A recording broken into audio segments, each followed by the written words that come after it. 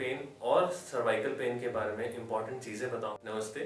Corona काल के बाद वर्क फ्रॉम होम कल्चर जो है काफ़ी रैम्पेंट हो गया है, जिसके कुछ अच्छे इफेक्ट्स भी देखे गए हैं और स्पेशली बैक को रिलेटेड बहुत ज़्यादा बुरे इफेक्ट्स भी हमने नोटिस किए, जिसकी वजह से काफ़ी ज़्यादा पेशेंट आजकल हमारे पास नेक पेन और बैक पेन की वजह से आने लग गए हैं।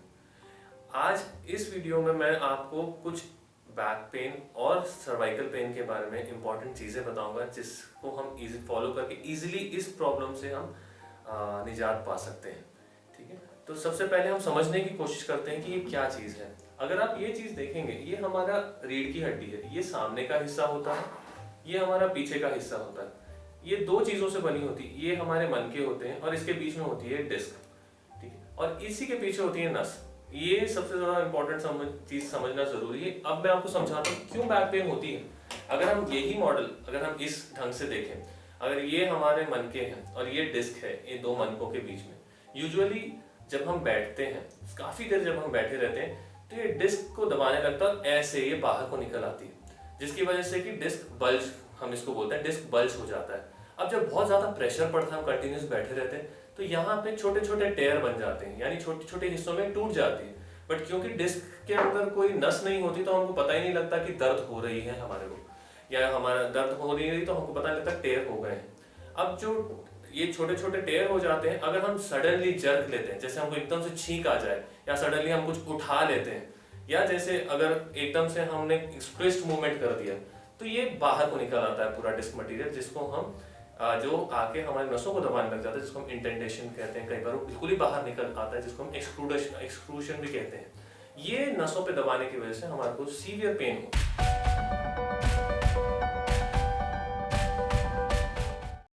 आज इस वीडियो में मैं आपको कुछ बैक पेन और सर्वाइकल पेन के बारे में इंपॉर्टेंट चीज़ें बताऊंगा, जिसको हम इजी फॉलो करके इजीली इस प्रॉब्लम से हम निजात पा सकते हैं। सबसे पहले इसको हम समझने की कोशिश करते हैं, हम घर पे क्या कर सकते हैं और हम ऑफिस में क्या कर सकते हैं। घर पे सबसे इम्पोर्टेंट, हम लोगों की, इंडियंस की आदत होती है कि नीचे फर्श पे बैठ के हम काम करें। इस चीज़ को पहले अवॉइड करना है, कोशिश करें कि हम स्टूल पे बैठा करें जो भी काम करना है।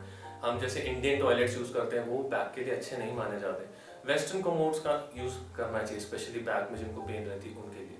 तीसरी इंपॉर्टेंट चीज़, कभी भी कोई भी चीज़ सामने झुक कर नहीं उठानी है। इवन अगर खाली बकेट भी हो, स्पेशली ये चीज़ें जो डिस्क में टेयर्स फटते हैं, ये सुबह के टाइम ही फटते हैं, तो इसको अवॉइड करने के लिए कभी भी सामने झुक के कोई चीज़ ना उठाएं। खाली बकेट भी नहीं उठानी, बच्चे को भी उठाना पड़े तो नीचे बैठ के फिर उठाने की कोशिश करें। तीसरी इंपॉर्टेंट चीज़, सडन ट्विस्ट नहीं करना है कभी भी घर के अंदर। कोशिश करें कि पूरा आप एक बार मूव करें और उसके बाद आप जो भी बर्तन या कोई चीज़ उठाना है तो उठाएं। अब ऑफिस के लिए बहुत ही इंपॉर्टेंट चीज़ें हैं, इसको हम एर्गोनॉमिक्स भी बोलते हैं। हमारा मॉनिटर है वो एक हाथ के डिस्टेंस के बराबर होना चाहिए। ज़्यादा दूर होगा या ज़्यादा नीचे होगा तो हमारी नेक नीचे या ऊपर को होगी, जो कि हमारे को पेन दे सकती है। और सबसे इम्पॉर्टेंट चीज़, जब हम बैठे होते हैं तो हमारा पोस्चर उस तरह से होना चाहिए कि हमारा बैक, हमारी यानी हिप, हमारा जो अपना नी है और हमारा एंकल है, ये सब 90 डिग्रीज पे हो। अगर जैसे कुछ लोगों की हाइट कम होती है, वो अपनी हाइट, चेयर की हाइट ऐसे एडजस्ट नहीं कर सकते, तो नीचे एक बेंच लगा सकते हैं, जिसकी वजह से ये 90 डिग्री एंगल तीनों जगह मेंटेन रह सके। बट सबसे ज़रूरी चीज़ ये है, हर 1 घंटे के बाद एटलीस्ट 1 से 1.5 मिनट की ब्रेक ज़रूर लें। बिकॉज हम लोग यही करते हैं कि हम एक साथ बैठे रहते हैं 3-3, 4-4 घंटे अपने काम करते हो, वही स्ट्रेन ज़्यादा डालती है और डिस्क की प्रॉब्लम्स में ये प्रॉब्लम्स क्रिएट करती है।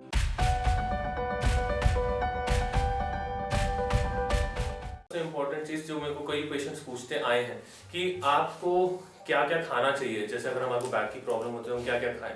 जैसे मैंने आपको इनिशियली समझाया था, डिस्क, हमारा जो बैक है या तो डिस्क से बनी हुई है या मनकों से बनी हुई है। मन के होते हैं बोन में क्या होता है, कैल्शियम, तो यानी कैल्शियम रिच पदार्थ जैसे कि दूध हो गया, नॉनवेज सोर्सेज, इनसे आपको कैल्शियम मिलेगा, तो कैल्शियम खाएं।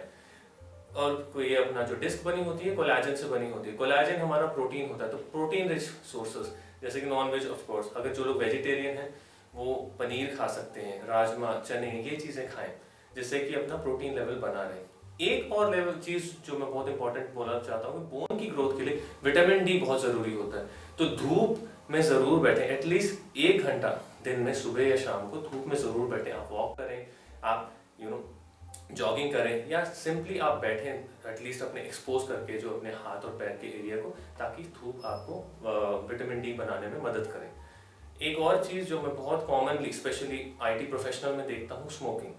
स्मोकिंग किस तरह से बैक को इफेक्ट करती है? स्मोकिंग बैक को बुरी तरह से इफेक्ट करती है। स्मोकिंग ये करती है कि हमारी वैस्कुलैरिटी, यानी हमारे जो ब्लड जाता है उसको बैकबोन को, उसको कम कर देती है। तो उससे एक चीज़ होती है कि ऑक्सीजन नहीं मिलता, दूसरा न्यूट्रिशन नहीं मिलता हमारी बैक को, जिसकी वजह से अगर कभी थोड़े बहुत टेयर हो भी जाते हैं वो हील ही नहीं हो पाते, जिसकी वजह से ये चांसेस डिस्क बल्ज की, जो मैंने एक्सट्रूजन के डिस्क के बताए, वो चांसेस बहुत हद तक बढ़ जाते हैं।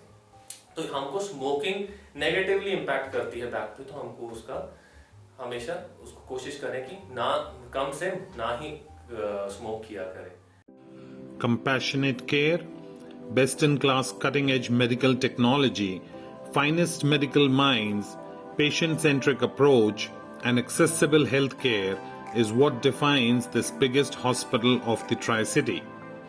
Bahara Super Speciality Hospital, built over 12 acres, would be having 1,200 beds providing world-class healthcare in the fields of neurosciences, oncology, cardiology and cardiothoracic surgery, urology and nephrology, organ transplant, pulmonology, gastroenterology, orthopedics and joint replacement, critical and intensive care, emergency and trauma, mother and child, cosmetic and maxillofacial surgery, general and laparoscopic surgery, and 30 other specialties and super specialities.